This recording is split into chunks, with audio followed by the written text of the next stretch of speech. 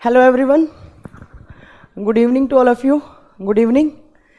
कैसे हैं आप सब लोग? उम्मीद करती हूँ मैं आप सब लोग अच्छे होंगे और बहुत अच्छे से पढ़ाई कर रहे होंगे। और सबसे बड़ी बात कि बच्चों के एग्ज़ाम आ गए हैं अभी आप लोगों के। कुछ बच्चों का तो 22 से ही स्टार्ट है, कुछ बच्चों का 23, कुछ बच्चों का CGL भी आने वाला है 4 जून से। तो जल्दी से लाइव आइए बच्चे, फिर हम कुछ आज MCQs करते हैं। अच्छा, आज मैं मैम की बहुत दिनों बाद क्लास देखूंगा। अरे वाह, मैम की क्लास देखोगे या मैम को देखोगे? क्या लिख रहे हो आप?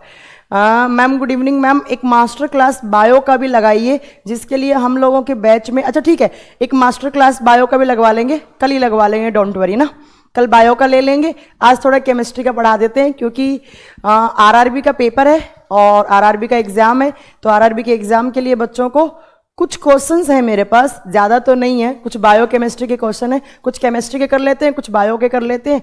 उसके बाद क्या पता कुछ क्वेश्चन फंस जाए एग्जाम में ना। तो जल्दी से बच्चे लाइव आइए, जितने बच्चे लाइव नहीं आए हैं वो जल्दी से लाइव आएँ। आवाज़ आ रही है? बिल्कुल आवाज़ आ रही है। रोहित रावत, अगर आपको नहीं आ रही है तो आप अपने मोबाइल का वॉल्यूम चेक करें, बाकी साउंड आ रही है।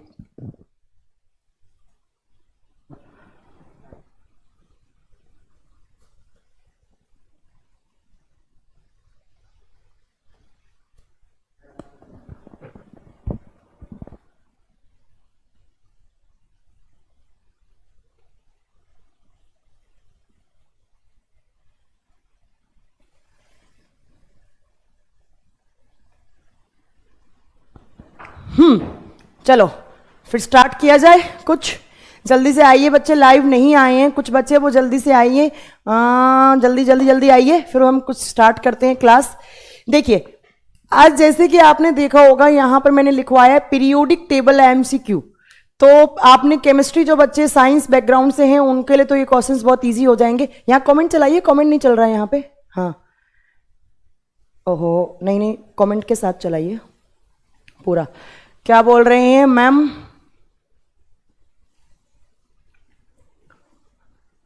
ठीक है शुभांशु जी, ठीक है, ओके डन। चलो क्लास स्टार्ट की जाए। देखिए, आपने केमिस्ट्री में पढ़ा होगा, हम केमिस्ट्री में एक टेबल पढ़ते हैं जिसको नाम दिया जाता है पीरियोडिक टेबल, जिसको हम क्या बोलते हैं? Periodic table. और हिंदी मीडियम वाले बच्चे ध्यान रखेंगे, हम इसको क्या बोलते हैं? आवर्त सारणी बोलते हैं, आवर्त सारणी।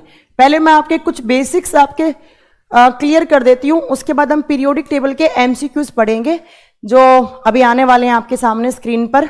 देखते हैं। मैम आपका नाम क्या है? अच्छा पीहू सेनी, तो नाम में क्या रखा है मैम? मैम आप बहुत गुस्सा करती हैं। अच्छा मैं गुस्सा भी करती हूँ क्या? ठीक है मैम, आप जादूगर हैं साइंस की? अरे नहीं, ऐसा कुछ नहीं है, हमको जादूगर नहीं है। देखिए, पीरियोडिक टेबल किसको बोलते हैं? पहली बात तो मैम, रिक्वायरमेंट क्यों हुई पीरियोडिक टेबल बनाने की? रिक्वायरमेंट क्या थी?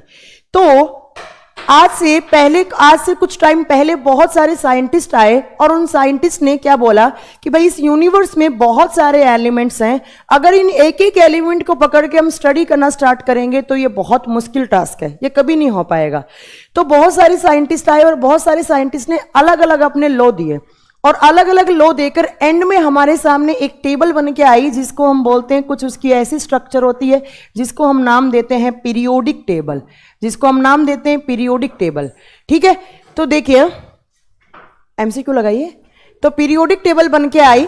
अब क्वेश्चन आता है कि आज हम, अच्छा पहली बात तो कितने साइंटिस्ट आए थे? 4 साइंटिस्ट आए थे पीरियोडिक टेबल के बारे में बताने वाले। बट आज हम पढ़ते हैं मॉडर्न पीरियोडिक टेबल, MPT, जिसको कहा जाता है आधुनिक आवर्त सारणी, आधुनिक आवर्त सारणी। क्लियर है?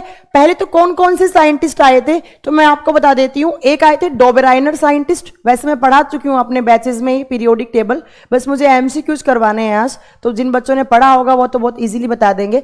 तो सबसे पहले साइंटिस्ट आए थे डोबेराइनर, उसके बाद दूसरे साइंटिस्ट आए थे मैम न्यूलैंड, उसके बाद आए थे मेंडलीव, और मेंडलीव के बाद कौन आए थे? हेनरी मोजले आए थे, और हेनरी मोजले जी ने जो लास्ट में हमारी पीरियोडिक टेबल दी।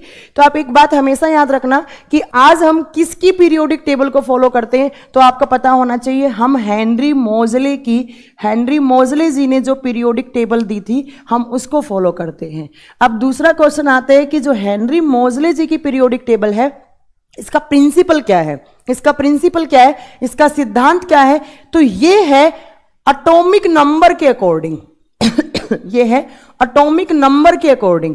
एटॉमिक नंबर क्या होता है, जिसको कहा जाता है परमाणु क्रमांक। और एटॉमिक नंबर क्या होता है, तो मुझे लगता है जो बच्चे अभी आरआरबी जेई का एग्जाम देने वाले हैं उनको इतना तो पता होना चाहिए एटॉमिक नंबर क्या होता है। एटॉमिक नंबर होता है नंबर ऑफ प्रोटॉन, किसी भी एटम के सेंटर में जो न्यूक्लियस होता है, न्यूक्लियस में जितना नंबर ऑफ प्रोटॉन होता है वही उसका क्या होता है, एटॉमिक नंबर होता है। तो नंबर ऑफ प्रोटॉन को क्या कहा जाता है, एटॉमिक नंबर। तो आप हमेशा याद रखना कि आज हम जो पीरियोडिक टेबल पढ़ते हैं वो हम पीरियोडिक टेबल नहीं पढ़ते, वो हम क्या पढ़ते हैं, वो हम मॉडर्न पीरियोडिक टेबल पढ़ते हैं। और मॉडर्न को हिंदी में कहा जाता है आधुनिक आवर्त सारणी। तो आपका पहला क्वेश्चन तो यही क्लियर हो गया कि आज हम जो पीरियोडिक टेबल पढ़ते हैं वो कौन सी पढ़ते हैं, मॉडर्न पीरियोडिक टेबल पढ़ते हैं। दूसरी बात, ये मॉडर्न पीरियोडिक टेबल के फादर कौन है, आपको आंसर देना है, हेनरी मोजले हैं। कब दी थी, आप ईयर भी आगे लिख सकते हैं, 1913 में था, 1913 में 1913 में बनी थी। और हम जो पीरियोडिक टेबल पढ़ते हैं वो किसके अकॉर्डिंग है, increasing order of atomic mass, increasing order of atomic mass, परमाणु क्रमांक के बढ़ते क्रम में। ठीक है, चलो अब नेक्स्ट बात है कि जो पीरियोडिक टेबल में कितने एलिमेंट हैं। मैं आपको एक बात बता देती हूं, अगर आपसे पूछे हम कितने एलिमेंट के बारे में पढ़ते हैं तो आपको आंसर देना है हम पढ़ते हैं 118 एलिमेंट्स के बारे में। एलिमेंट्स क्या होते हैं, तो मैम तत्व होते हैं। तो पीरियोडिक टेबल में हम कितने एलिमेंट्स के बारे में स्टडी करते हैं, हम 118 एलिमेंट्स के बारे में स्टडी करते हैं। हाँ, जितने भी ग्रुप हैं उनमें जल्दी प्लीज शेयर कर दीजिए, जिन बच्चों का आरआरबी का एग्जाम है उनको क्या पता एक दो क्वेश्चन हमारे क्वेश्चन से ही फंस जाएं। ठीक है, तो जल्दी आप उनमें शेयर कर दीजिए, बच्चे देखें, उनको पता लगे। ठीक है, देखिए दूसरा आपसे पूछे कि टोटल कितने एलिमेंट्स हैं इन दिनों में, नाउ डेज कितने एलिमेंट्स हैं, तो आपका आंसर आना चाहिए 126 एलिमेंट। वैसे टोटल हो गए 126 एलिमेंट्स, 126 तत्व हो चुके हैं, बट हम कितनों के बारे में स्टडी करेंगे, हमारी मॉडर्न पीरियोडिक टेबल में कितने हैं, 118 हैं। ठीक है, हम कितने के बारे में पढ़ते हैं, 118 के बारे में पढ़ते हैं। नेक्स्ट देखो, नेक्स्ट यहां से क्वेश्चन है कि ये जो 118 एलिमेंट हैं इनमें से नेचुरल कितने हैं और आर्टिफिशियल्स कितने हैं। नेचुरल का मतलब है कि जो प्रकृति में पाए जाते हैं। ये जो 118 एलिमेंट है, अगर आपसे पूछा जाए इनमें से नेचुरल कितने हैं तो आपको आंसर देना है, नेचुरल का मतलब होता है प्राकृतिक, प्राकृतिक का मतलब होता है जो यूनिवर्स में नेचुरल फॉर्म में पाए जाते हैं।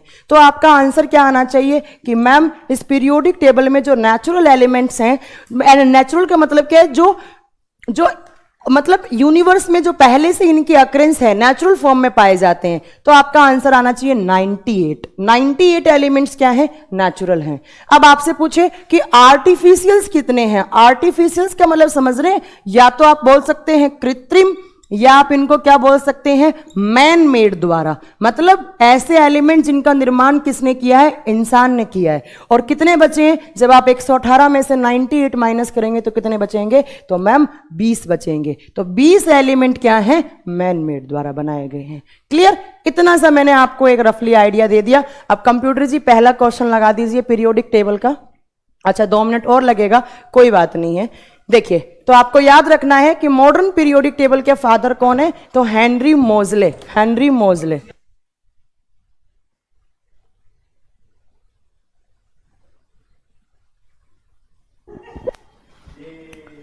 ठीक है, तो कितने एलिमेंट्स हैं टोटल मॉडर्न पीरियोडिक टेबल में, तो आपको याद रखना है कितने एलिमेंट्स, टोटल 118 एलिमेंट। बट पूछे इन दिनों में कितने हो गए, तो मैम 126 हो गए। बट हम कितनों के बारे में पढ़ते हैं, तो हम तो सिर्फ 118 एलिमेंट्स के बारे में पढ़ते हैं, जिसमें से 98 क्या है, नेचुरल है, और आर्टिफिशियल्स कितने हैं, मतलब जो इंसान द्वारा बनाए गए हैं वो कितने हैं, तो वो कितने बताने हैं आपको, 20।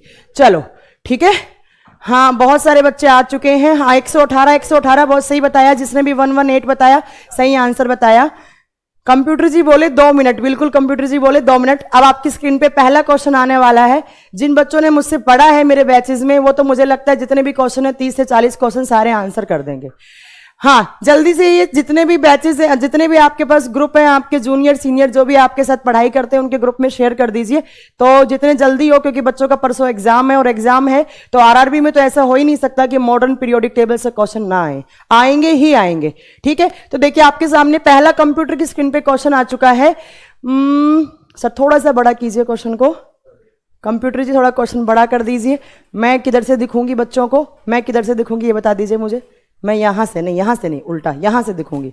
देखिए सबसे पहला क्वेश्चन है, आधुनिक आवर्त सारणी में आधुनिक आवर्त सारणी में आवर्त की संख्या कितनी है? आधुनिक आवर्त सारणी में आवर्त की संख्या कितनी है? सेम क्वेश्चन को मैं इंग्लिश में बोल रही हूं। How many period are found in modern periodic table? How many periods are found in modern periodic table? सारे बच्चों का आंसर सही है। ये 18 कौन बोल रहा है? 18 ग्रुप होते हैं। कितनी बार पढ़ाऊं? 18 ग्रुप होते हैं। देखो फर्स्ट क्वेश्चन का आंसर क्या है, तो ऑप्शन कौन सा होगा? Option A is right answer. अब ध्यान से सुनो, जिन बच्चों को कंफ्यूजन है पीरियड में और ग्रुप में, वो ध्यान से सुन लीजिए। देखिए जब हम पीरियोडिक टेबल में टॉप टू बॉटम जाते हैं, ध्यान से सुनो, जब हम पीरियोडिक टेबल में टॉप टू, सर मेरा ये बच्चों को विजिबल होगा यहां से? अच्छा नहीं हो पाएगा इधर से, कोई बात नहीं, इधर लिखती हूं मैं। देखिए इसका option A is right answer, but आपको अब कुछ डाउट क्लियर करवा देती हूं मैं आपके। बहुत सारे बच्चों ने जो 18 बोला है उनका आंसर गलत हो चुका है। क्यों आंसर गलत हो चुका है? ध्यान से सुनो, क्योंकि पीरियोडिक टेबल में जब आप टॉप टू बॉटम जाते हैं, ध्यान से सुनना, जब आप ऊपर से नीचे आते हैं तो आप जो कॉलम देखते हैं उन कॉलम को कहा जाता है पीरियड। उनको क्या कहा जाता है? पीरियड, मतलब आवर्त कहा जाता है। और पूछा जाए कभी भी एग्जाम में कि पीरियोडिक टेबल में टोटल आवर्त की संख्या कितनी है, तो आपको आंसर देना है पीरियोडिक टेबल में टोटल आवर्त कितने हैं? 7 पीरियड्स हैं। अभी मैं आपको दिखाऊंगी पीरियोडिक टेबल, उसके बाद हम पढ़ेंगे। दूसरा, अब आपसे पूछे ग्रुप कितने होते हैं? ग्रुप को हिंदी में लिखा जाता है समूह। पूछे मॉडर्न पीरियोडिक टेबल में टोटल ग्रुप कितने हैं, तो ग्रुप कैसे काउंट किए जाते हैं? जब आप लेफ्ट टू राइट जाते हैं तो आपको क्या दिखते हैं? ग्रुप दिखते हैं। जो एसपीडीएफ ब्लॉक में जब आप लेफ्ट से राइट की साइड जाते हैं तो आपको ग्रुप दिखते हैं, और आपको आंसर देना है 18 ग्रुप होते हैं। 18 ग्रुप होते हैं, ठीक है। और इन 18 ग्रुप को कितने पार्ट में डिवाइड किया है, तो आपको आंसर आना चाहिए इन 18 ग्रुप को 9 पार्ट में डिवाइड किया। किसने? हेनरी मोजले जी ने, ठीक है। तो याद रखना है आपको। अगर पूछे आवर्त कितने, तो आपका आंसर क्या सही होगा? 7। और अगर पूछे समूह कितने होते हैं, तो मैम 18 होते हैं। तो पहला क्वेश्चन कुछ बच्चों का सही हुआ है, कुछ बच्चों का गलत हुआ है, और जिनका नहीं सही हुआ है तो कोई बात नहीं है, दिक्कत नहीं है। बट जो मेरे से पढ़े अगर उनका गलत हुआ है तो बहुत गलत बात है, ठीक है। ऑप्शन नंबर जो क्वेश्चन नंबर 2 है वो भी आपका सही है। बता देंगे ग्रुप कितने हैं तो आप बता देंगे। नेक्स्ट क्वेश्चन लगाइए। नेक्स्ट क्वेश्चन, तो फर्स्ट का आंसर ए और सेकंड का आंसर क्या हो जाएगा? बी। तो 7 क्या है? पीरियड आवर्त, और 18 क्या है? 18 मैम ग्रुप हैं। ग्रुप कब काउंट, कैसे काउंट होते हैं मैम? हम जब लेफ्ट से राइट जाते हैं तो क्या काउंट करते हैं? हम ग्रुप काउंट करते हैं। और जब ऊपर से नीचे आते हैं तो हमें क्या दिखते हैं मैम? पीरियड दिखते हैं, ठीक है। नेक्स्ट देखिए, यहां पर नेक्स्ट क्वेश्चन आने वाला है आपकी स्क्रीन पे। क्वेश्चन दिखाई नहीं दे रहा है,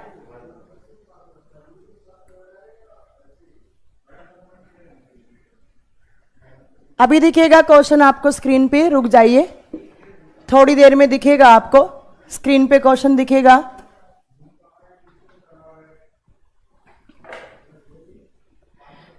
देखिए क्वेश्चन नंबर 3 क्या है? क्वेश्चन नंबर 3 है the number of gases in periodic table. Number of gases in periodic table, जल्दी से बताइए कि पीरियोडिक टेबल में आवर्त सारणी में गैसेस का नंबर कितना है? कितनी गैसेस होती हैं? जल्दी से इसके आंसर दीजिए। पीरियोडिक टेबल में कितनी गैसेस होती हैं? मैंने आपको पढ़ाया था पीरियोडिक टेबल में टोटल कितनी गैसेस होती हैं, तो मैम कितनी गैसेस होती हैं? 11। तो आपको आंसर क्या देना है? पीरियोडिक टेबल में कितनी गैसेस होती हैं? गेट बंद कर दीजिए। पीरियोडिक टेबल में टोटल 11 गैसेस होती हैं, मैंने आपको कल ही पढ़ाया था। अब आपसे पूछे कि पीरियोडिक टेबल में नोबल गैसेस कितनी है। अगर सीधा गैसेस पूछ रहे कि गैस कितनी है तो आपका आंसर क्या होगा 11। अब आपसे पूछ लिया जाए कि पीरियोडिक टेबल में नोबल गैसेस कितनी है। नोबल गैसेस का मतलब क्या होता है, अक्रिय गैसेस। हिंदी मीडियम वाले बच्चे याद रखेंगे, अक्रिय गैसेस या इसको कहा जाता है उत्कृष्ट गैसेस, उत्कृष्ट गैसेस। अब मैम नोबल गैसेस क्या होती हैं, तो ऐसे एलिमेंट जो रिएक्ट नहीं करते हैं, ऐसे एलिमेंट जो गैस की फॉर्म में होते हैं और जो रिएक्ट नहीं करते हैं। ठीक है, रिएक्ट क्यों नहीं करते, क्योंकि मैम उनका ऑक्टेट क्या होता है, कंप्लीट होता है। और जिन एलिमेंट का ऑक्टेट कंप्लीट होता है वो कभी भी किसी दूसरे एलिमेंट के साथ केमिकल बॉन्डिंग फॉर्म नहीं करते, और जब केमिकल बॉन्डिंग फॉर्म नहीं करते तो मैम वो रिएक्शन नहीं करते। तो ऐसे एलिमेंट जो गैस की फॉर्म में है और जो रिएक्ट नहीं करते हैं उनको हम क्या नाम देते हैं, उनको हम नोबल गैसेस या उनको हम उत्कृष्ट गैसेस का नाम देते हैं। और ये पीरियोडिक टेबल में कौन से ग्रुप में आती हैं, तो ये पीरियोडिक टेबल में सबसे लास्ट वाले ग्रुप में आती हैं। और पीरियोडिक टेबल का सबसे लास्ट ग्रुप कौन सा होता है मैम, 18 नंबर का ग्रुप। 18वें ग्रुप में क्या आती हैं, तो 18वें ग्रुप में हमारी नोबल गैसेस आती हैं।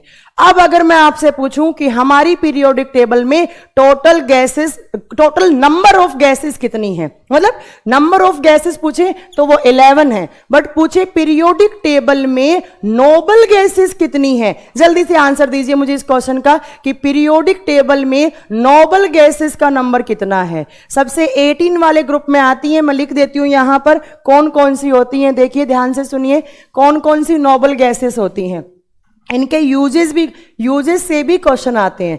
तो पीरियोडिक टेबल का जो 18 नंबर का ग्रुप होता है उसमें गैसेस क्या आती हैं, नोबल गैसेस। कुछ बच्चे बोल रहे हैं 5, कुछ बोल रहे हैं 6, ये 8 कौन बोल रहा है, जो भी 8 बोल रहा है उसका गलत आंसर है। 8 कौन बोल रहा है ये, चलो अब मैं बताती हूं। 18 ग्रुप में सबसे पहला आता है He। He किसका सिंबल होता है, हीलियम। हीलियम के बाद क्या आता है, नियोन। उसके बाद क्या आता है, आर्गन। उसके बाद क्या आता है, क्रिप्टन। उसके बाद क्या आता है, ज़ेनन। उसके बाद क्या आता है, आरएन। RN for radon. ठीक है, कितनी हो गई ma'am, 1, ma'am 2, ma'am 3, ma'am 4, ma'am 5, ma'am 6। But आपको क्या बताना है कि मॉडर्न पीरियोडिक टेबल में 6 नहीं 7 नोबल गैसेस हैं। 6 नहीं 7 नोबल गैसेस हैं। अब यही आपसे एग्जाम में पूछा जाएगा कि ये 7वीं कौन सी आ गई, तो नया नोबल गैस ऐड कर दिया गया मॉडर्न पीरियोडिक टेबल में, आधुनिक आवर्त सारणी में। यहां पर मैं इसको रेड कलर के पेन से दिखा रही हूं ताकि आप लोगों को याद रहे।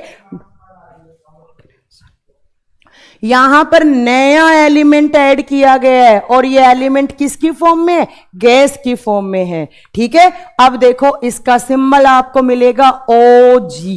OG है ना, AG OG सुनो जी, वैसे याद कर लो OG। और OG का फुल फॉर्म होता है ऑर्गेनेशन। OG का फुल फॉर्म होता है ऑर्गेनेशन, OGANESSON, ऑर्गेनेशन। अब आपसे एग्जाम में पूछ ले कि पीरियोडिक टेबल में न्यू, अच्छा दिखा नहीं है, विजिबल नहीं हो पाया, सॉरी आपको विजिबल नहीं हो पाया, रेड कलर बहुत लाइट है और किसी को कलर ब्लाइंडनेस होगा तो उसको तो वैसे ही नहीं दिख पाएगा। ठीक है, कोई बात नहीं है, ब्लैक से लिख देती हूं। इसका सिंबल है OG। ठीक है, OG। और नाम पूछे ऑर्गेनेशन। ठीक है, अब आपसे एग्जाम में क्वेश्चन पूछ सकता है कि न्यू नोबल गैस कौन सा ऐड किया गया है, तो ये आपका नया नोबल गैस। और हिंदी वाले बच्चे क्या याद रखेंगे, नया उत्कृष्ट गैस। पहले कितने थे, 6, अब आपको आंसर क्या देना है, 7। अगर पूछे पीरियोडिक टेबल में कितने, तो आप आंसर दे सकते हैं 6, कोई डाउट नहीं है, उसमें देख सकते हैं। पर अगर पूछे मॉडर्न पीरियोडिक टेबल में तो आप आंसर क्या देंगे, 7। सबसे एंड में ऐड किया गया किस ग्रुप में, देखो ये क्वेश्चन 2 टाइप से आ सकता है आपके पास। या तो पूछेगा कि पीरियोडिक टेबल के 18 नंबर वाले ग्रुप में नया एलिमेंट कौन सा ऐड किया गया है, तो भी आप क्या बोलेंगे, OG। अगर पूछे कि पीरियोडिक टेबल में नया एलिमेंट जो गैस की फॉर्म में आया है, तो आप उसको आंसर क्या देंगे, ऑर्गेनेशन। क्लियर है? ये नया एलिमेंट है, न्यू नोबल गैस है। मुझे लगता है सब बच्चों को क्लियर हो गया होगा। अब सुनो ध्यान से, इन नोबल गैसेस से 4 क्वेश्चन और बनते हैं एग्जाम में। इन नोबल गैस से 4 क्वेश्चन और क्या बनते हैं, सुनिए ध्यान से। सबसे पहला क्वेश्चन आता है कि लाइटेस्ट नोबल गैस कौन सी होती है, सबसे हल्की एक्रिय गैस कौन सी होती है, सबसे हल्की एक्रिय गैस कौन से होते हैं। देखिए, सबसे हल्की अगर पूछा जाए तो जो हीलियम होती है वो लाइटेस्ट नोबल गैस होती है। तो इसके आगे आप क्या लिखेंगे, helium is the lightest noble gas. Hindi में क्या हो जाएगा, सबसे हल्की उत्कृष्ट गैस, सबसे हल्की उत्कृष्ट या एक्रिय गैस बता देंगे। ठीक है, अब देखो कभी भी कंफ्यूज नहीं होना है, ध्यान से सुनो। आपसे पूछे लाइटेस्ट गैस, दोनों अलग अलग क्वेश्चन है। आपसे पूछे लाइटेस्ट गैस, अगर लाइटेस्ट गैस बोला है तो उसने नोबल गैस नहीं बोला है, तो आपका आंसर क्या होना चाहिए, आपका आंसर हाइड्रोजन गैस होना चाहिए।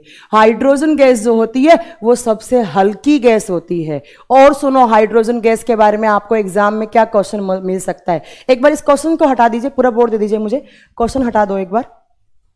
देखो, हाइड्रोजन गैस से आपको क्या क्या एग्जाम में क्वेश्चन मिल सकते हैं, ध्यान से सुनो। पहले देखिए, हाइड्रोजन गैस से आपको कितने सारे एग्जाम में क्वेश्चन मिल सकते हैं। हाइड्रोजन गैस सबसे हल्की गैस होती है। उसके बाद हाइड्रोजन गैस है, उसका कैलोरीफिक वैल्यू फ्यूल के अंदर आप पढ़ोगे चैप्टर में, सबसे ज्यादा कैलोरीफिक वैल्यू होता है। अब मैम ये कैलोरीफिक वैल्यू क्या होता है, हमें तो यही नहीं पता। ये उष्मीय मान क्या होता है, तो उष्मीय मान क्या होता है, 1 ग्राम फ्यूल को बर्न करने पर जितना amount of heat and light का रिलीज होता है उस अमाउंट को हम बोलते हैं कैलोरीफिक वैल्यू। तो आपको याद रखना है, हाइड्रोजन गैस का सबसे ज्यादा कैलोरीफिक वैल्यू होता है कितना, हिंदी में उसको बोलेंगे उष्मीय मान। और कितना होता है तो आपको बताना है 150 किलो जूल पर ग्राम, 150 किलो जूल पर ग्राम।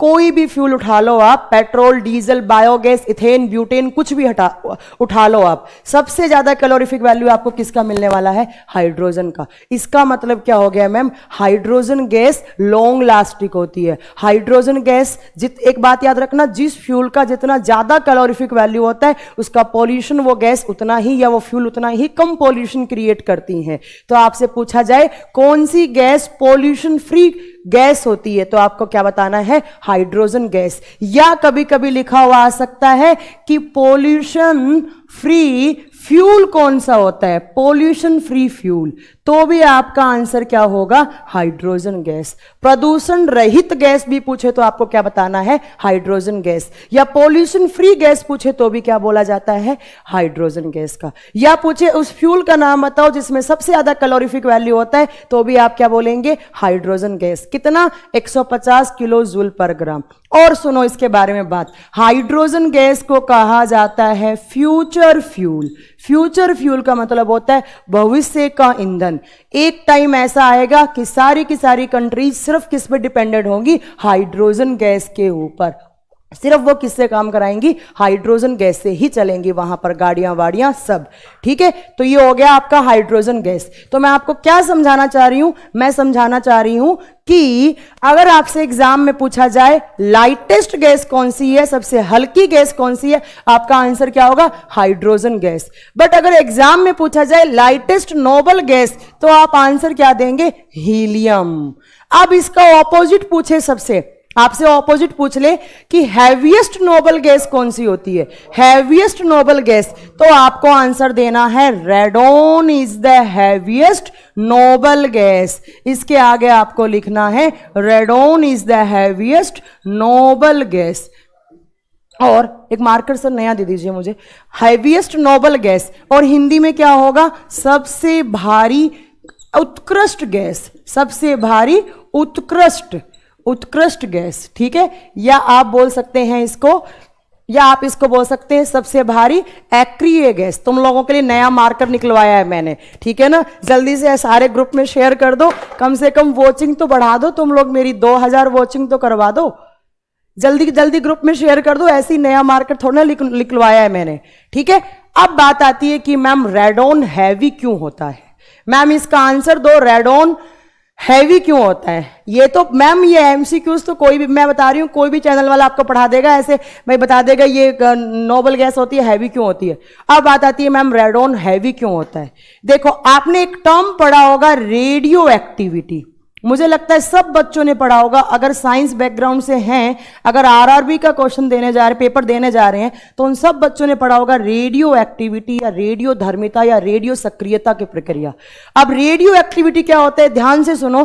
पीरियोडिक टेबल में ऐसे एलिमेंट जिनका एटॉमिक मास बहुत ज्यादा होता है। अब एटॉमिक मास क्या होता है तो मैं ये बताऊंगी थोड़ी, ये बच्चों वाली चीजें थोड़ी ना बताऊंगी। एटॉमिक मास क्या होता है, sum of proton plus neutron, sum of n plus p। Neutron और प्रोटॉन के सम को क्या बोलते हैं, एटॉमिक मास या द्रव्यमान या परमाणु भार, परमाणु भार। तो रेडियो एक्टिविटी क्या होता है, ध्यान से सुनो। पीरियोडिक टेबल में ऐसे एलिमेंट जिनका एटॉमिक मास बहुत ज्यादा है, और मैम एटॉमिक मास ज्यादा होता है मतलब उसका न्यूक्लियस क्या है, उसका न्यूक्लियस भी क्या है, उसका हैवी है। क्यों? क्योंकि न्यूक्लियस के अंदर क्या होते हैं, न्यूट्रॉन और प्रोटॉन होते हैं। और ऐसा कहा जाता है कि पीरियोडिक टेबल में जो 92 एटॉमिक नंबर के बाद जितने भी एलिमेंट आते हैं उनका एटॉमिक मास बहुत ज्यादा होता है।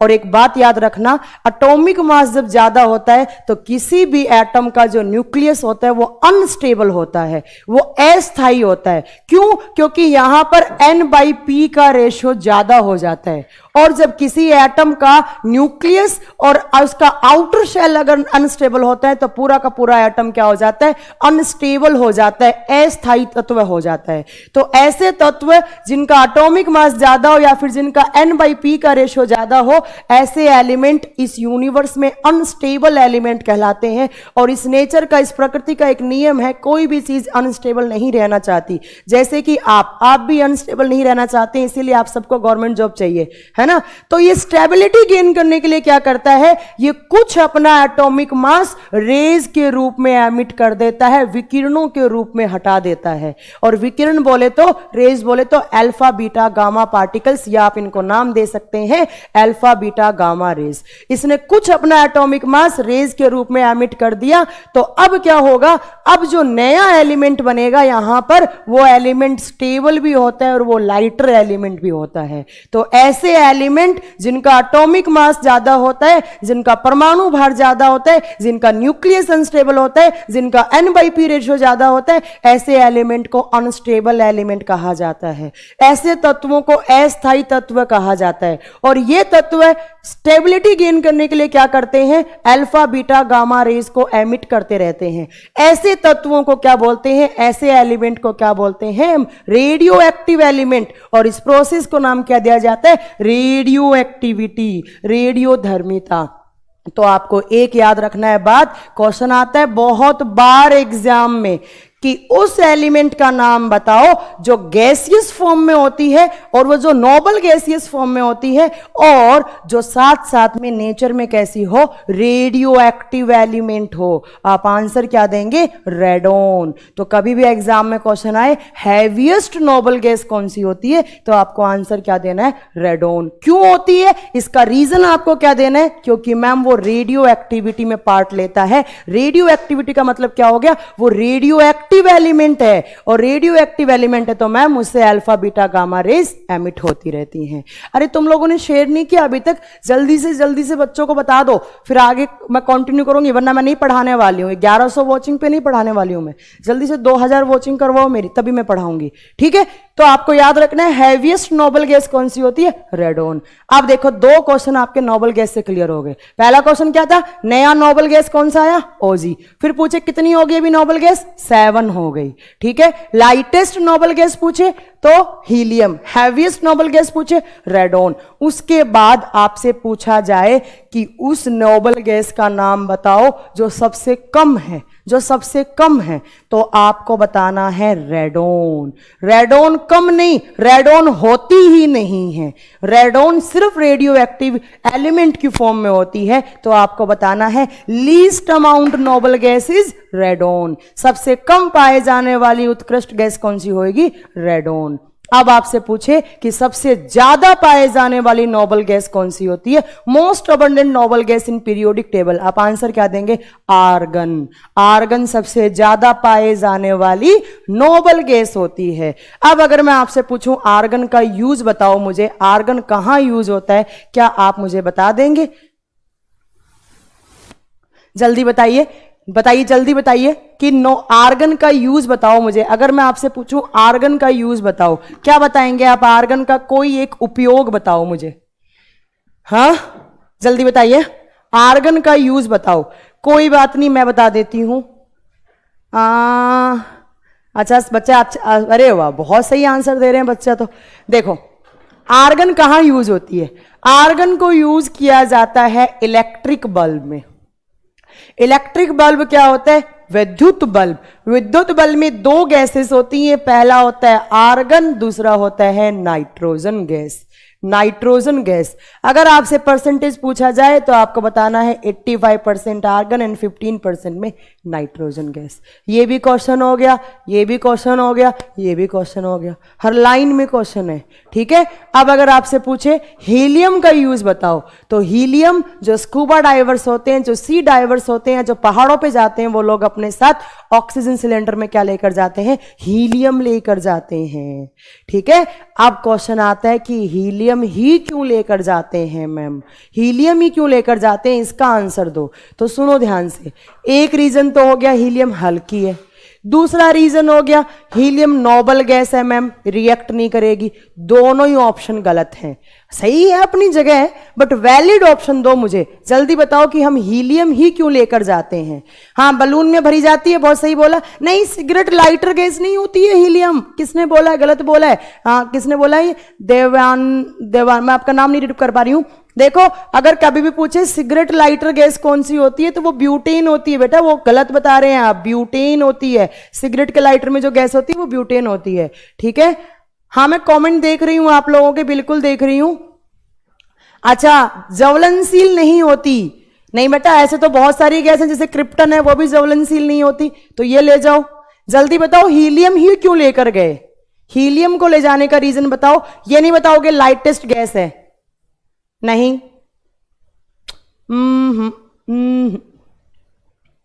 नहीं नहीं, चलो मैं बता देती हूं, कोई बात नहीं, मैं बता देती हूं। चलो, जो हीलियम गैस होती है वो ह्यूमन के ब्लड में बिल्कुल भी सॉल्युबल नहीं होती है। ये रीजन होता है हीलियम को ले जाने का। हीलियम जो होती है वो मानव के शरीर के ब्लड में बिल्कुल भी सॉल्युबल गैस नहीं होती है, ठीक है। अब देखो आपके यहां से कितने क्वेश्चन निकल के आए हैं। मैम ये क्या कॉन्सेप्ट दे रही हैं, तो सुन लीजिए ध्यान से। अब देखो मैं आपको अगला कॉन्सेप्ट क्या देने वाली हूं। बहुत सारे बच्चों के दिमाग में चल रहा होगा कि मैम आपने बोला है, देखो पहले क्वेश्चन क्या, मैं क्या बताना चाह रही हूं आपको। जो स्कूबा डाइवर्स होते हैं या जो सी डाइवर्स होते हैं, स्कूबा डाइविंग समझते हैं, नहीं समझते, कोई बात नहीं। अरे अभी तो बहुत है, अभी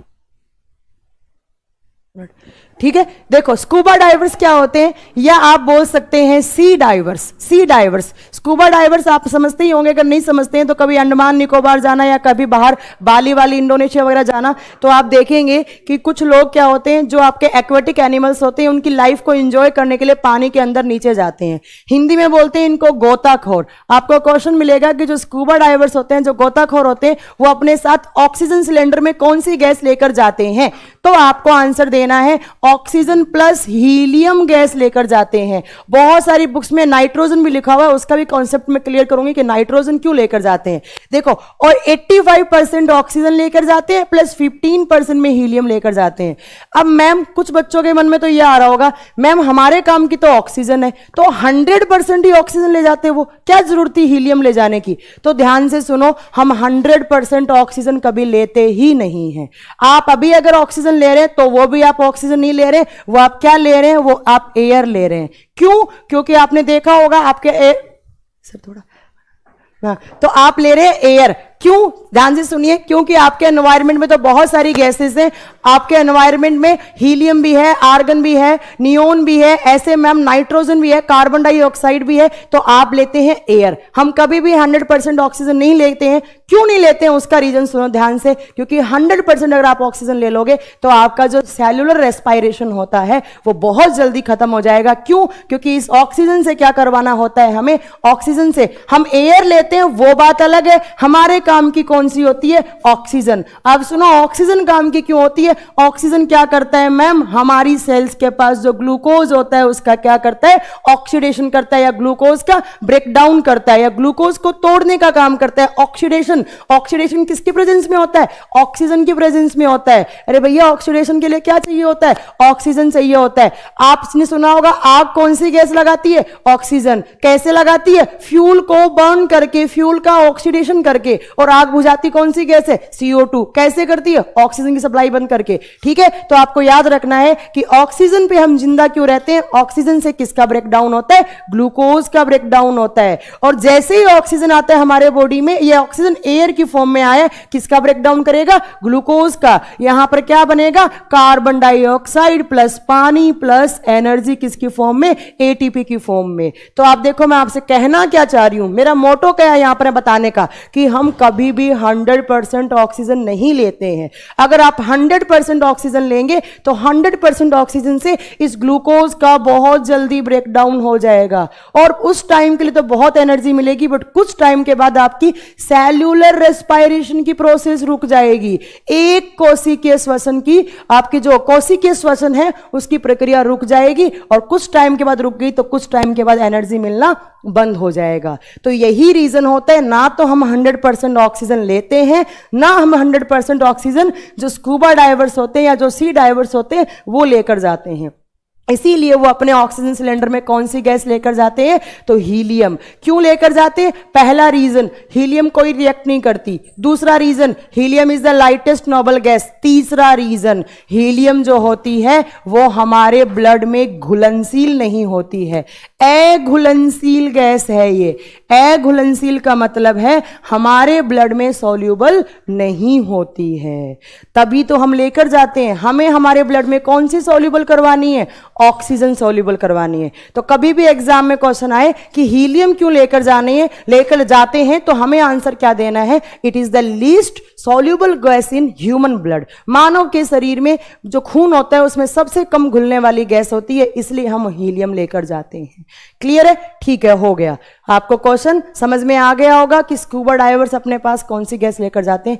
हीलियम। क्यों? तो ये रीजन। अब देखो, इसका जस्ट ऑपोजिट पूछूं मैं आपसे, हीलियम तो बिल्कुल घुलती नहीं है। अब मैं आपसे पूछूं, most soluble gas in human blood, मानव के शरीर में सबसे ज्यादा घुलने वाली गैस का नाम बताओ। आपका आंसर आना चाहिए CO। CO, कार्बन मोनोऑक्साइड, जिसको क्या कहा जाता है? जिसको साइलेंट किलर कहा जाता है, जिसको साइलेंट किलर गैस कहा जाता है। ठीक है, चलो इतने सारे मैंने आपके क्वेश्चंस क्लियर कर दिए। अब आते हैं बैक टू इसी बात पर। तो आपको मैंने क्या क्या पढ़ाया? आपको मैंने बताया कि हमारी पीरियोडिक टेबल में, जो पीरियोडिक टेबल थी उसमें 6 नोबल गैसेस थी, बट मॉडर्न पीरियोडिक टेबल में कितनी गैसेस हो गई हैं? 7 नोबल गैसेस हो गई हैं। अब मैम इनको याद कैसे करें? तो वैसे तो कोई मुश्किल ही नहीं है याद करने वाला, पर एक ट्रिक है मेरे पास। अगर आप याद करना चाहें, जिन बच्चों को याद नहीं होती हैं वो याद भी कर सकते हैं। इसका ट्रिक है हीना और करीना का एक्सरे रंगीन से क्या होगा? रेडोन। तो 4 पॉइंट तो आपको याद रखने ही रखने हैं। Helium is the lightest noble gas and radon is the heaviest noble gas. Helium सबसे ज्यादा होती है, रेडोन सबसे कम होती है। चलो, सबको इतना सारे क्वेश्चंस क्लियर हो गया है? ठीक है, हो गया, सही कह रहे हैं, नाइस ट्रिक। हाँ, प्लेन के टायर में भी हीलियम भरा जाता है, नाइट्रोजन भी भरा जाता है। ठीक है, इतनी सारी बातें आपको याद रखनी है। नेक्स्ट क्वेश्चन लगवा रही हूं मैं। कंप्यूटर जी नेक्स्ट क्वेश्चन लगा दीजिए। नेक्स्ट क्वेश्चन देखिए, नेक्स्ट क्वेश्चन आपकी स्क्रीन पे आने वाला है। तो आपको याद रखना है 4 नंबर का क्वेश्चन। कंप्यूटर जी तो आपको याद रखना है कि पीरियोडिक टेबल के 18 नंबर वाले ग्रुप में क्या आती हैं, नोबल गैसेस आती हैं। कितनी थी? 6, अब कितनी होगी? 7। ठीक है, चलो हाँ ठीक है, ओके। देखिए नेक्स्ट आपका क्वेश्चन क्या है, नेक्स्ट क्वेश्चन है हैवीएस्ट गैस इन, यहीं बैठिए आप, नेक्स्ट क्वेश्चन लगाइए, heaviest gas in periodic table. Ma'am अभी तो आपने बताया ऑप्शन कौन सा सही हो जाएगा, तो ma'am option number A is right answer. Radon क्या होता है, नेक्स्ट लगा दीजिए कंप्यूटर जी। रेडॉन क्या बताया मैम ने, पहले ही बता दिया आपको, तो ऑप्शन ए क्या हो जाएगा, सही हो जाएगा। जो बच्चा ऑप्शन डी बोल रहा है वो क्या सोच के बोल रहे हैं, मुझे समझ में नहीं आया। लिथियम क्या गैस होती है क्या? Lithium is a metal, metal. चलो नेक्स्ट क्वेश्चन क्या है, ये ऐसे क्यों आया कंप्यूटर जी क्वेश्चन?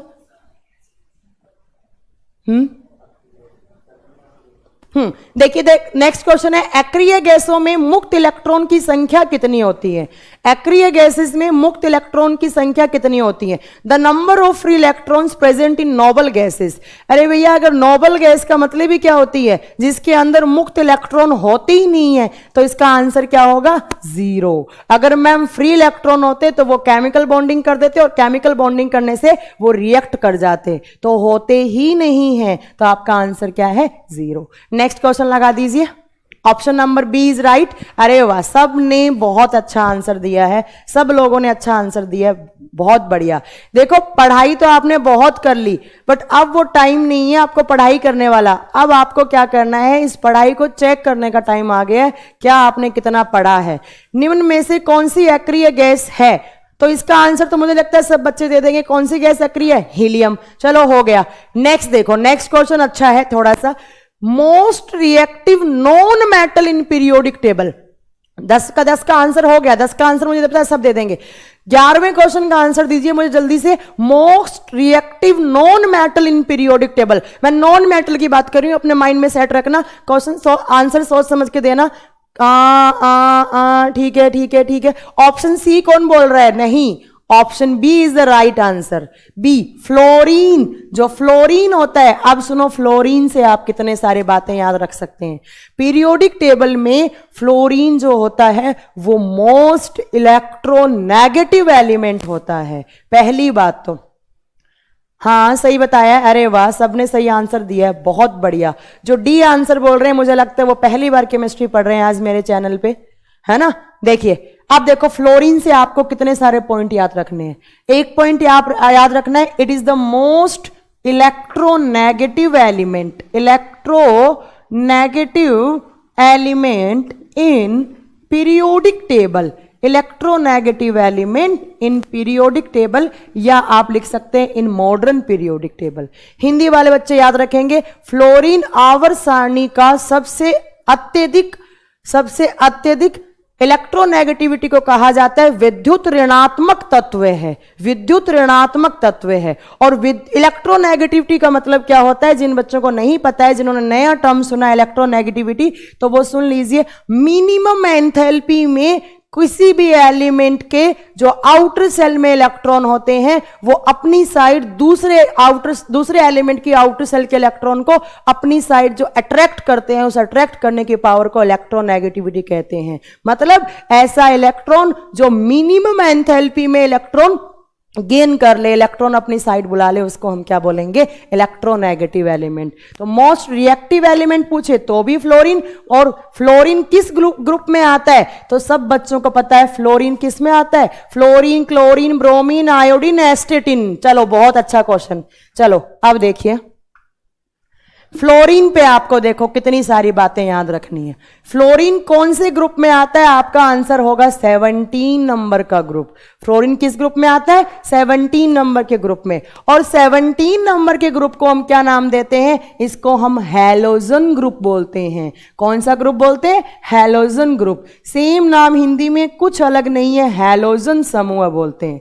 अब मैम हैलोजन का मतलब क्या होता है, सुनो, हैलोजन के दो मतलब होते हैं। पहला, ऐसे एलिमेंट जिनके ऊपर कैसा चार्ज हो, नेगेटिव चार्ज हो। दूसरा, ऐसा एलिमेंट जो सॉल्ट बनाए, जो नमक बनाए, और नमक बनाने वाले एलिमेंट को क्या बोलते हैं हम, हैलोजन एलिमेंट, और उस ग्रुप को क्या बोलते हैं हम, उस ग्रुप को बोलते हैं हम हैलोजन ग्रुप। बहुत अच्छा क्वेश्चन बताने वाली हूं अगला मैं आपको, हैलोजन ग्रुप। ठीक है, नेक्स्ट क्वेश्चन आता है कि इन हैलोजन ग्रुप की आउटर सेल में कितने वैलेंस इलेक्ट्रॉन होते हैं। जल्दी बताइए, हैलोजन ग्रुप की आउटर सेल में कितने इलेक्ट्रॉन होते हैं, जल्दी बताओ। हैलोजन ग्रुप की आउटर सेल में कितने इलेक्ट्रॉन होते हैं। चलो मैं बता देती हूं, इनकी आउटर सेल में अगर आपसे फ्री इलेक्ट्रॉन पूछे तो इनकी आउटर सेल में 1 इलेक्ट्रॉन फ्री होता है। आपसे पूछे हैलोजन ग्रुप में 7 कौन बता रहा है, जो भी 7 बता रहा है मतलब, ओ सॉरी, हाँ, इनकी अगर आप वैलेंसी के केस में बोल रहे हैं, अगर आप कहना चाह रहे हैं कि वैलेंसी कितनी होती है, तो आप बोल सकते हैं कि इनकी जो वैलेंसी होती है,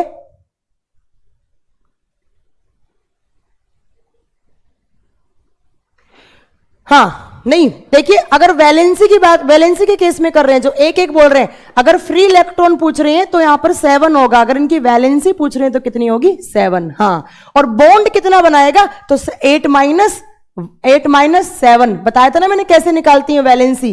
तो ये बॉन्ड कितने बनाएगा, अगर फ्री इलेक्ट्रॉन पूछ रहे हैं तो कितने होंगे, 7। हाँ, फ्री इलेक्ट्रॉन 7 होगा, एक नहीं होगा, फ्री इलेक्ट्रॉन 7 होगा। बट अगर वैलेंसी पूछ रहा है इनकी, तो वैलेंसी आज दिन में ही मैम ने पढ़ाया था अपने बैच में, संयोजक था।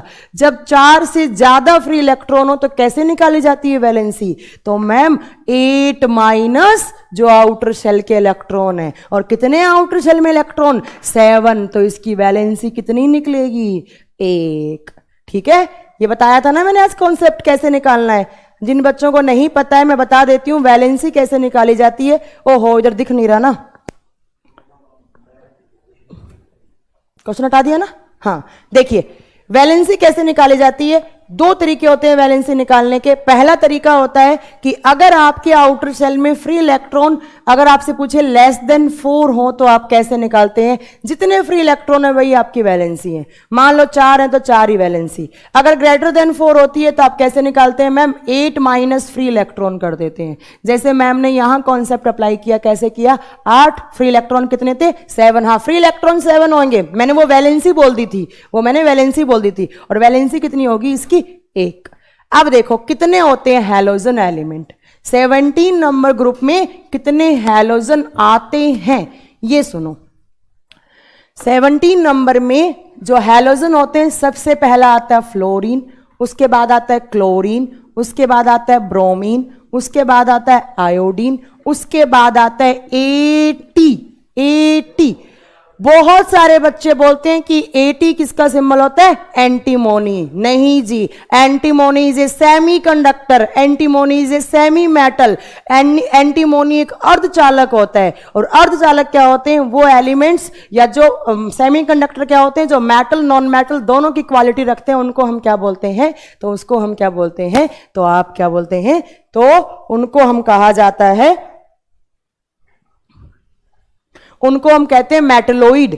अब देखो एटी किसका सिंबल होता है, 84 एस्टेटाइन। एटी किसका होता है, एस्टेटाइन। और एस्टेटाइन क्या होता है, एक हैलोजन एलिमेंट होता है। ठीक है, अब आपसे पूछिए कि पीरियोडिक टेबल में कितने हैलोजन एलिमेंट थे, 1 2 3 4 5। नहीं, मॉडर्न पीरियोडिक टेबल में एक नया हैलोजन ऐड किया गया है। जल्दी से बताइए न्यू हैलोजन कौन सा आया है, जल्दी बताओ न्यू हैलोजन कौन सा आया है, जल्दी बताओ, जल्दी बताओ, फिर ट्रिक बताऊंगी इसको याद करने की। नया हैलोजन कौन सा ऐड किया गया है, जल्दी बताओ, नया हैलोजन कौन सा ऐड किया गया है। चलो मैं बता देती हूं, कोई बात नहीं। यहां पर न्यू हैलोजन आया है टेनेसाइन, या इसको टेनेसीन भी कहा जाता है, न्यू हैलोजन। बस यही आपसे एग्जाम में पूछा जाएगा कि पीरियोडिक टेबल में नया हैलोजन एलिमेंट कौन सा आया है, तो आप क्या बताएंगे, प्लूटोनियम हैलोजन कहां से हो गया Manish ji, plutonium is a radioactive element. यार तुम क्या मतलब है, तो न्यू हैलोजन कौन सा है, टेनेसाइन। अगर इसका सिंबल पूछे तो TS, capital T small S. बस अभी बताया था मैंने न्यू नोबल गैस, अभी मैंने क्या बताया, न्यू हैलोजन। नया हैलोजन। अब इसको ट्रिक बताऊं मैं याद करने की, तो ट्रिक है फिर कल बाहर आई आंटी, फिर कल बाहर आई आंटी। देख लो एफ से फिर कल CL बाहर BR बाहर आई आंटी 84 आंटी। या आप लिख सकते हैं फिर कल बाहर आया ऑटो, कैसे भी कर सकते हैं। चलो हाँ चलो एकदम सही बोला, सबने सही बोला। ट्रिक है इसकी फिर कल बाहर आएगा ऑटो, हाँ ये भी लिख सकते हैं, या फिर कल बाहर आएगी आंटी, ये भी लिख सकते हैं। ठीक है, तो फ्लोरीन क्या होता है? Most reactive. Computer ji next question लगा दीजिए। नेक्स्ट क्वेश्चन देखते हैं क्या है। आज मेरा गला भी खराब है, फिर भी मैं सिर्फ उन बच्चों के लिए आई हूं जिनका एग्जाम चलने वाला है। चलो इसका आंसर दो। देखो मैं हिंदी में बोल रही हूं पहले क्वेश्चन। सर्वाधिक आयनन विभव वाला तत्व कौन सा है? सर्वाधिक आयनन विभव वाला तत्व कौन सा है? और इसी की इंग्लिश क्या है? इसी की इंग्लिश है कि which element is having highest ionisational potential. Which element is having highest ionisational potential. जल्दी से आंसर दो, आंसर दो, आंसर दो।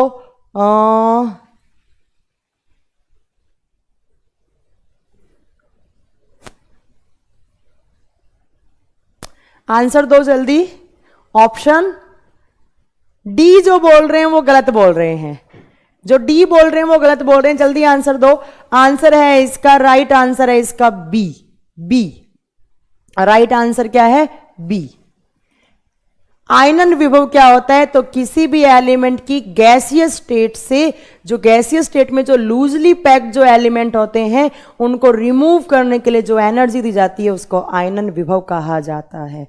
Option number B, option number B इसका राइट आंसर है। जो हीलियम है उसके पास सबसे ज्यादा आयनन विभव होता है। और मैंने आपको कल पढ़ाया था कि कैसे आयनन विभव इंक्रीज होता है और कैसे आयनन विभव डिक्रीज होता है। ठीक है, नेक्स्ट क्वेश्चन इसी का जस्ट ऑपोजिट है कि which element is having lowest ionisational power. इसका आंसर क्या होगा? जल्दी बताओ, जल्दी आंसर दो कि न्यूनतम आयनन विभव वाला एलिमेंट कौन सा है। जल्दी से इसका आंसर दो। न्यूनतम आयनन विभव वाला एलिमेंट कौन सा है? आपको आंसर देना है सीजियम। आपको आंसर देना है सीजियम। सीजियम का सिंबल क्या होता है? CS। CS option number D सही है इसका। ए जो बता रहे हैं वो गलत बता रहे हैं। नहीं, ए जो बता रहे हैं वो गलत बता रहे हैं। ठीक है, तो ऑप्शन नंबर डी। जो मिनिमम पूछे तो हीलियम के पास होता है IP, और मैक्सिमम पूछे या हाईएस्ट पूछे तो किसके, सॉरी हाईएस्ट पूछे तो हीलियम के पास और मिनिमम पूछे तो किसके पास? सीजियम के पास। अच्छा, सीजियम से मैं एक क्वेश्चन और भी आपको बता देती हूँ।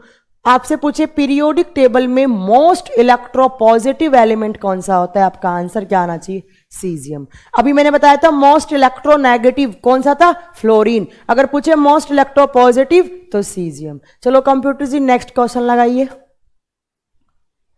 मैथ्स का नया बैच कब आएगा? बहुत जल्दी आएगा मैथ्स का नया बैच, इसी वीक में आएगा। हिंदी का भी बैच आएगा, सारे बैच आएंगे, चिंता ही मत करो आप। ठीक है, देखो नेक्स्ट क्वेश्चन में non metal that is good conductor of electricity. हाँ, हिंदी में है विद्युत का एकमात्र सुचालक अधातु कौन सा है? ध्यान से सुनिएगा, यहां पर नॉन मेटल पूछा है। नॉन मेटल का, अरे पारा कौन बोल रहा है? पारा इज ए मेटल। क्वेश्चन ध्यान से पढ़ा करो। इसका आंसर क्या होगा? ग्रेफाइट। ग्रेफाइट क्या होता है? नॉन मेटल होता है। पीरियोडिक टेबल में तो एलोट्रोप नहीं है। ग्रेफाइट क्या होता है सुन लीजिए। जो ग्रेफाइट है वो कार्बन का एलोट्रोप होता है, कार्बन का अपर रूप होता है।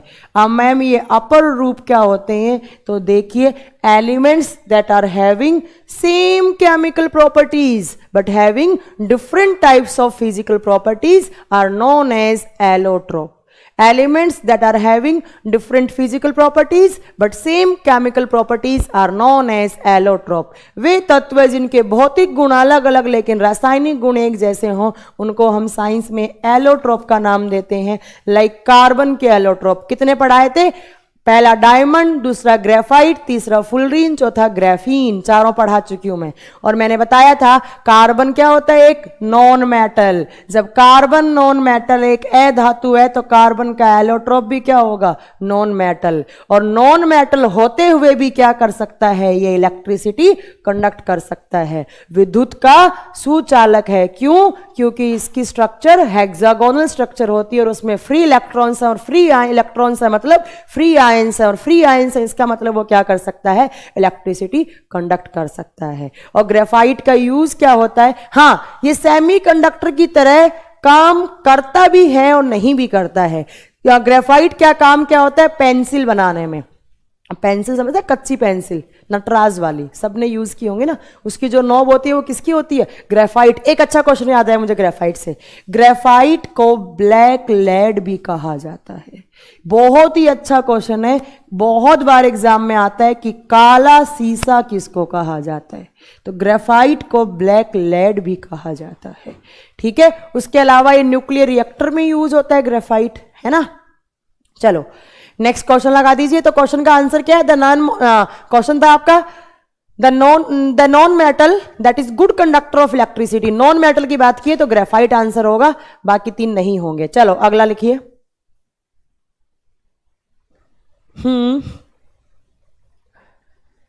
कार्बन का दूसरा अपर रूप बेटा डायमंड होता है। चलो नेक्स्ट 16 नंबर क्वेश्चन देखिए, which element having highest electronegativity in periodic table. Ma'am आप ऑलरेडी बता चुकी हैं, उस तत्व का नाम बताओ जो सबसे ज्यादा इलेक्ट्रॉन बंधुता वाला तत्व है पीरियोडिक टेबल में। ऑलरेडी बता चुकी हैं, इसका आंसर क्या होगा, इसका आंसर क्या होगा मैम, इसका आंसर होगा फ्लोरीन। चलो हो गया। नेक्स्ट 17 नंबर क्वेश्चन देखिए, विच वन इज सेमीकंडक्टर, अर्धचालक का एग्जाम्पल बताओ।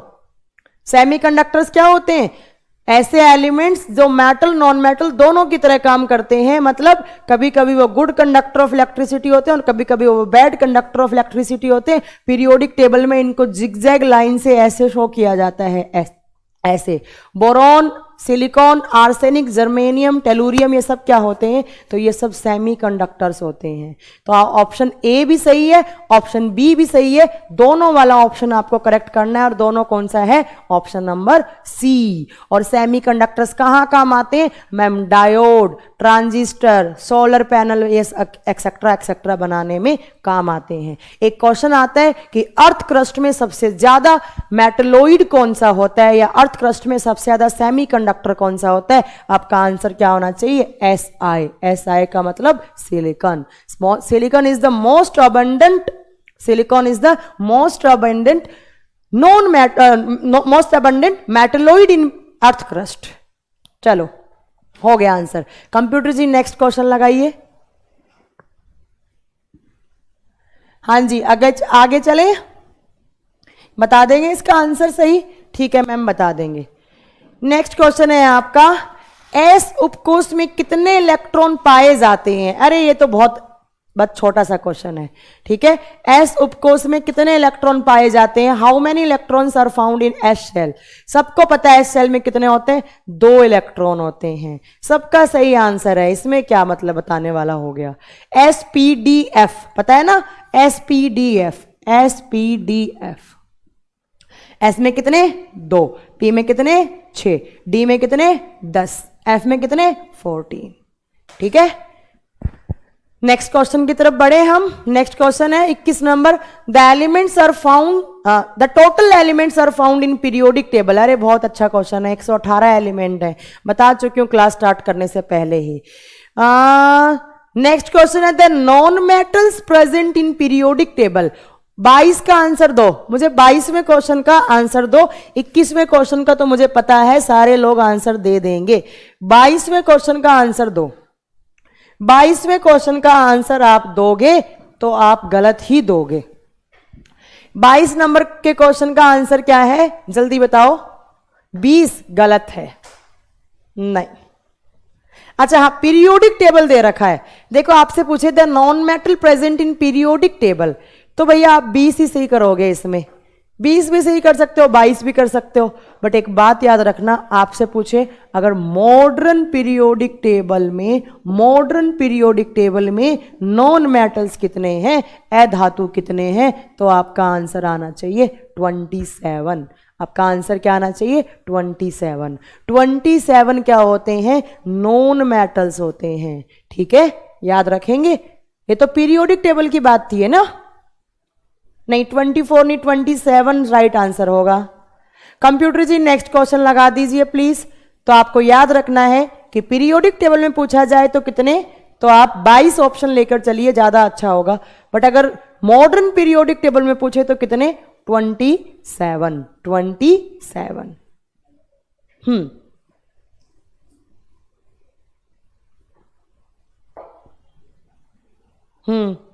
नेक्स्ट क्वेश्चन लगा दीजिए। नेक्स्ट क्वेश्चन आपका,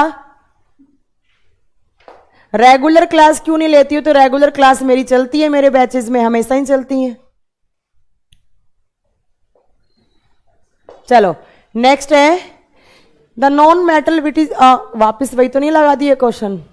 हाँ, द नॉन मेटल, अच्छा कौन सा अधातु विद्युत का सबसे अच्छा सुचालक है? अरे ये क्वेश्चन तो रिपीट हो गया, कोई दिक्कत नहीं, रिपीट हो गया।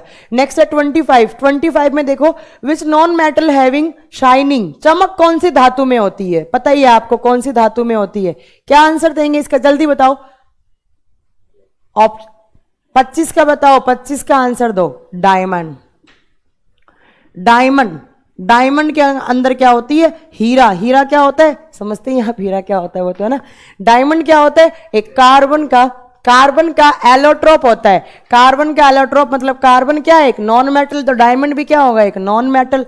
और हीरे के अंदर क्या होती है? चमक होती है, इसीलिए हम इसको ज्वेलरी में यूज करते हैं। और एक बात याद रखना, जो डायमंड है वो कार्बन का हार्डेस्ट एंड स्ट्रॉन्गेस्ट एलोट्रोप होता है, सबसे कठोर और सबसे मजबूत एलोट्रोप अपर रूप होता है। क्यों? क्योंकि इसकी स्ट्रक्चर कैसी होती है? टेट्रावैलेंट, चतुष्फल की है ना। टेट्रा का मतलब होता है 4, वैलेंट का मतलब होता है कोवेलेंट बॉन्ड। ठीक है, तो आपको याद रखना है कि डायमंड क्या होता है? हार्डेस्ट एंड स्ट्रॉन्गेस्ट एलोट्रोप होता है। सर मेरे पर्स में रखा, उधर निकाल लीजिए। ठीक है, नेक्स्ट क्वेश्चन लगा दीजिए प्लीज।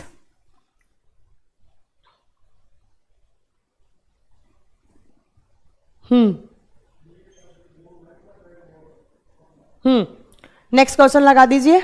नेक्स्ट क्वेश्चन आपकी स्क्रीन पे आने वाला है, lightest gas in periodic table. Computer ji अगला क्वेश्चन लगाओ, ये तो बता देंगे बच्चे। देखो लाइटेस्ट गैस पूछा है, लाइटेस्ट गैस कौन सी होगी? हाइड्रोजन। बट अगर लाइटेस्ट नोबल गैस पूछा जाएगा तो वो कौन सी होगी मैम? वो हीलियम होगी। चलो नेक्स्ट लगाइए क्वेश्चन। नेक्स्ट क्वेश्चन आपकी पीरियोडिक टेबल पे आपका स्क्रीन पे आने वाला है, most abundant element in human body. हाँ जी, इसका आंसर दीजिए। 29 का आंसर दीजिए मुझे जल्दी से। क्वेश्चन क्या है कि मानव के शरीर में सर्वाधिक मात्रा में पाए जाने वाला तत्व कौन सा होता है? मानव के शरीर में सर्वाधिक मात्रा में पाए जाने वाला तत्व कौन सा है? सब बच्चों का एक ही आंसर आना चाहिए, कौन सा? Option number C. Option number C. Oxygen क्या होता है हमारे बॉडी में? सबसे ज्यादा होता है। आप पूछे ऑक्सीजन के बाद क्या होता है?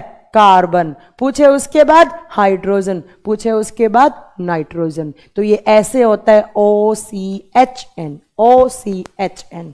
ठीक है, चलो हाँ, बहुत अच्छा आंसर दिया। अच्छा एक क्वेश्चन और बताती हूं आपसे, पूछे ह्यूमन बॉडी में सबसे ज्यादा मिनरल कौन सा होता है? चलो इसका आंसर दो। ह्यूमन बॉडी में सबसे ज्यादा खनिज पदार्थ कौन सा होता है? जल्दी बताइए। Most abundant mineral in human body, मानव के शरीर में सर्वाधिक मात्रा में पाए जाने वाला। अरे मेरा क्वेश्चन सुनो, आप स्क्रीन मत देखो, मैं जो पूछ रही हूं उसका जवाब दो मुझे, कि मानव के शरीर में सबसे ज्यादा पाए जाने वाला मिनरल कौन सा है? मिनरल, अरे वाटर नहीं होता यार सुबेंदर, तुमने मतलब कहां से पढ़ा? Fe नहीं, लोहा भी नहीं होता है, आयरन भी नहीं होता, मैग्नीशियम भी गलत है।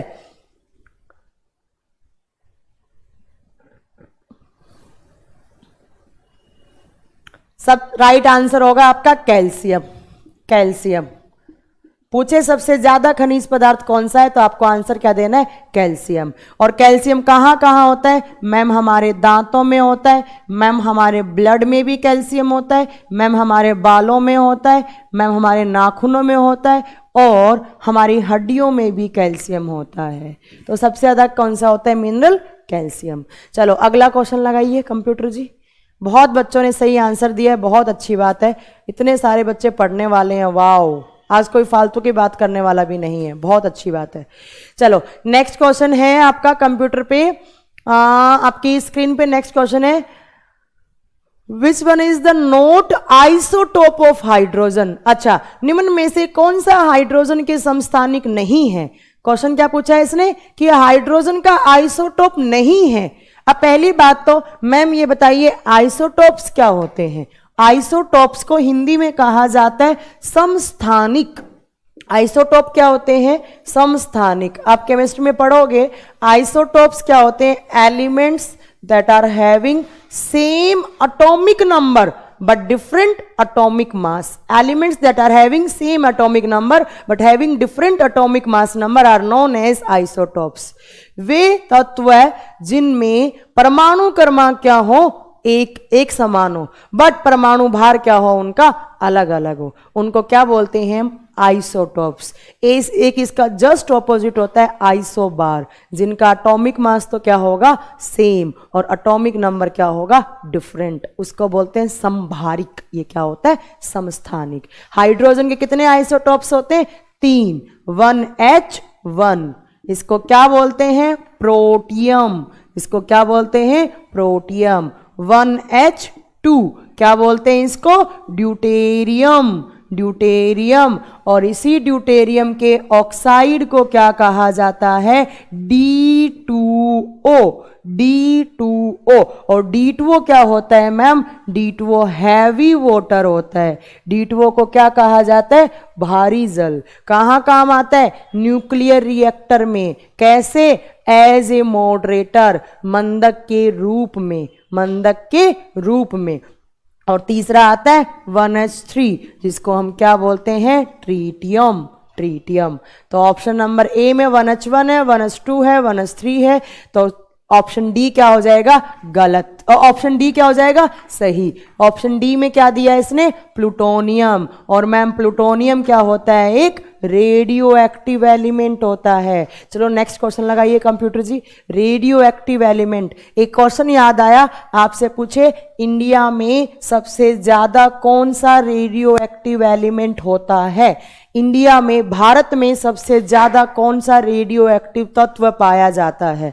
जल्दी इसका आंसर दीजिए। भारत में सबसे ज्यादा कौन सा रेडियो एक्टिव एलिमेंट पाया जाता है। ये सोडियम कौन बोल रहा है, सोडियम रेडियो एक्टिव एलिमेंट नहीं होता है, सोडियम इज ए मेटल। जल्दी बताओ। इंडिया में यूरेनियम, अरे भैया अगर इंडिया में यूरेनियम होता तो फिर बात ही क्या होती, फिर तो मतलब हमारी न्यूक्लियर एनर्जी बहुत स्ट्रांग हो जाती। कौन सा, जल्दी बताओ। कार्बन, कार्बन, पोलोनियम, यूरेनियम नहीं, सब गलत बता रहे हैं, यूरेनियम नहीं होता है। नहीं, इंडिया में सबसे ज्यादा कौन सा होता है, थोरियम। Thorium, TH। एक क्वेश्चन याद आया मुझे थोरियम से। थोरियम का एक और बहुत बार पूछा जाता है, और एस्क, थोरियम का और कौन सा होता है, बहुत ही क्वेश्चन एग्जाम में आता है। थोरियम के और का नाम होता है मोनाजाइट। Monazite, monazite. और इंडिया में सबसे ज्यादा थोरियम होता है झारखंड साइड। झारखंड में एक जगह है जादूगीड़ा, ऐसा कुछ नाम है, वहां पर ये, और वहां पर सबसे ज्यादा थोरियम निकाला जाता है। तो याद रखना थोरियम का और क्या होता है, मोनाजाइट। अच्छा एक याद आया, चलो यहीं पर बता देती हूं। अगर पूछे यूरेनियम का और कौन सा होता है, तो यूरेनियम के और का नाम क्या होता है, पिच ब्लेंड। Pitch blend. और पिच ब्लेंड का फॉर्मूला क्या होता है, U3O8। ये दोनों स्टार कर लो, दोनों के दोनों एग्जाम में बहुत बार पूछे जाते हैं, बहुत ही ज्यादा बार पूछे जाते हैं। एक पिच ब्लेंड और दूसरा मोनाजाइट। मोनाजाइट किसका है, थोरियम का। Computer ji next question. अच्छा लग गया, ये कहां से लग गए हैं, ये क्वेश्चन नहीं है, पीरियोडिक टेबल के। अच्छा ठीक है, तो पिच ब्लेंड किसका है? यूरेनियम का ओर है। अरे ये क्वेश्चंस तो दूसरे आ गए, ये तो एसिड बेस सॉल्ट चैप्टर के क्वेश्चन आ गए। हाँ जी, पिच ब्लेंड बहुत सही बताया आंसर बच्चों ने, हाँ बहुत सही आंसर दिया है। मैम मेरा नाम देख पा रही हैं? अभिनव शुक्ला सर आइए, भरत सर आइए। हाँ मैं बिल्कुल आपका नाम देख पा रही हूं। हाँ जी, हाँ मैंने सबका नाम देख लिया है।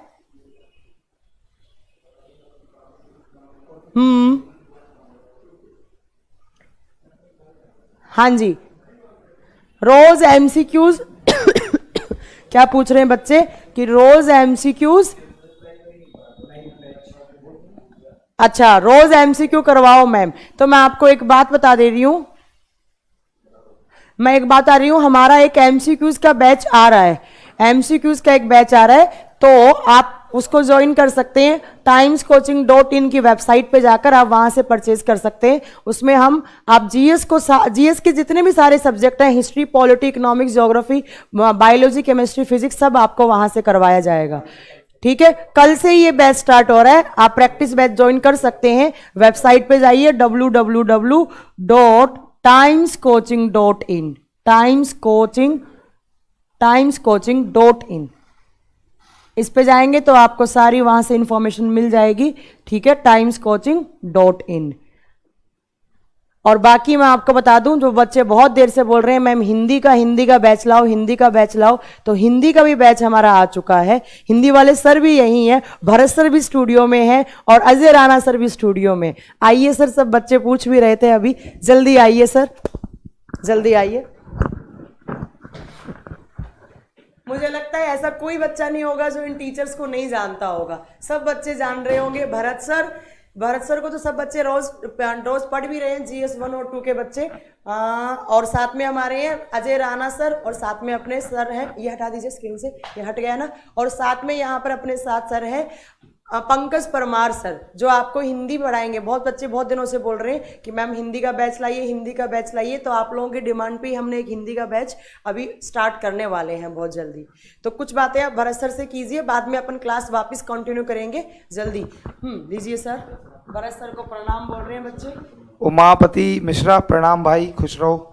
तो दोस्तों, जैसे कि मैम ने अभी आप लोगों को बताया कि टाइम्स कोचिंग के ऑनलाइन चैनल पर और टाइम्स कोचिंग की जो लाइव क्लासेस हैं, जो पेड बैचेस हैं, वो हम लोग अलग से timescoaching.in वेबसाइट पर चलाते हैं। वेबसाइट पर चलाते हैं दोस्तों, और यहाँ पर भी आकर हम लोग आपको टाइम टू टाइम मोटिवेट करते हैं। तो हमारी वेबसाइट है timescoaching.in। तो आप इस वेबसाइट पर जाकर, और इस वेबसाइट पर जाकर, दिस इज द वेबसाइट पर जाकर अपने आप को एनरोल करा सकते हैं। प्ले स्टोर से एक एप्लीकेशन भी डाउनलोड कर सकते हैं टाइम्स कोचिंग के नाम से। प्ले स्टोर पर हमारी ऐप भी है टाइम्स कोचिंग, तो आप लोग ज़्यादा से ज़्यादा उसे डाउनलोड करिए। और हम आप लोगों को बता दें कि तो हम लोग आपको बता दें कि आज Ajay sir is best, Sandeep Kumar ji, इसमें कोई दो राय नहीं है।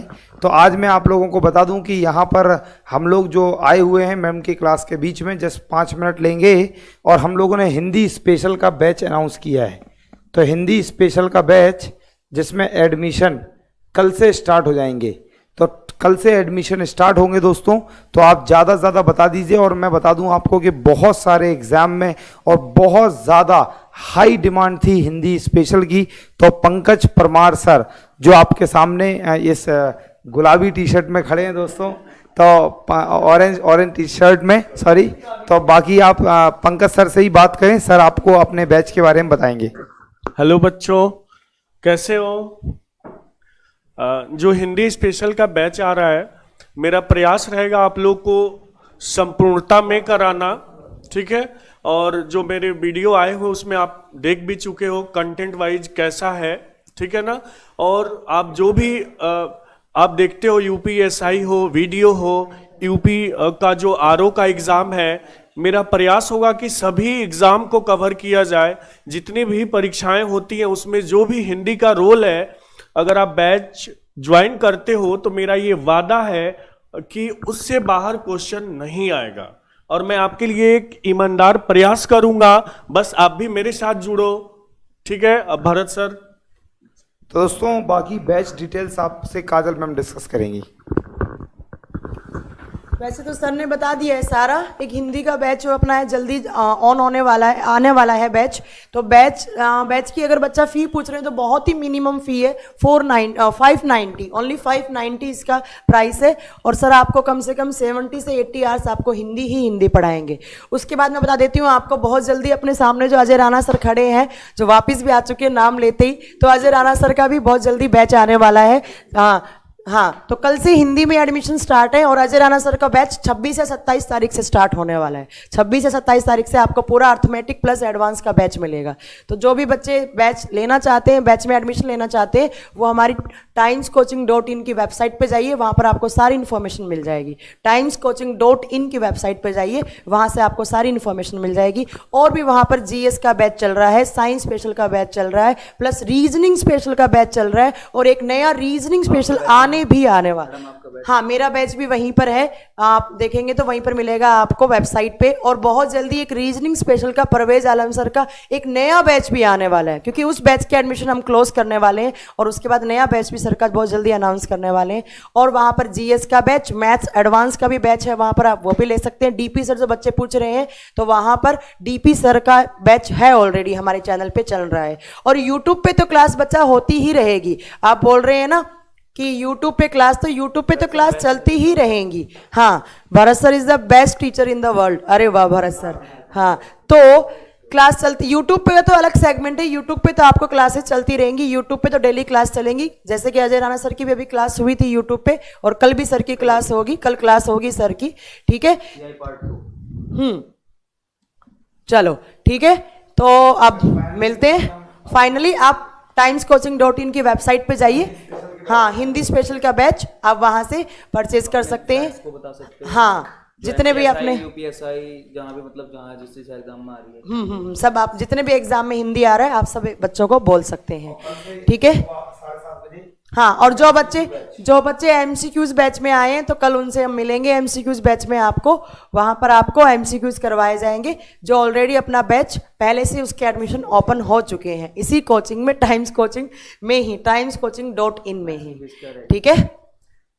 चलो फिर मिलेंगे हम अगली क्लास में। मैथ्स की फीस सस्पेंस है, कम रहेगी लेकिन। हाँ, मैथ्स का बहुत कम होगा, वही इतना ही, जो अपना बैचेस चल रहे हैं उतने ही होंगे ऑलमोस्ट, ठीक है। हाँ, चलो अब मिलेंगे अगली क्लास में। नहीं, अब पढ़ाना नहीं है, हो गया सर हमारा भी, इतने क्वेश्चंस हो गए, बाकी कल करवाएंगे।